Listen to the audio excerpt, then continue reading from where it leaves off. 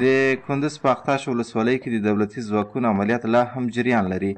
د کندز امنیتي چارواکي وایي چې د افغان ګډو ځواکونو د دغه ولایت په اقتاش ولسوالۍ کې د تصفیې عملیاتو پر مهال وسلوالو مخالفانو ته درنه مرګ ژوبله اړولې ده. از آغاز عملیات مشترک نیروهای امنیتی در ولسوالی اقتاش ولایت کندز تا اکنون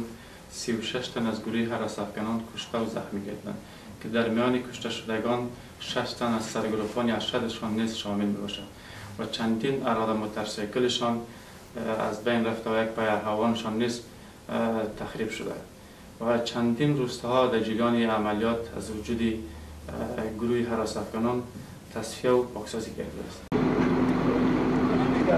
په ورته وخت کې د ولسي پاڅون کوونکو یو تن قومندان بیا وایي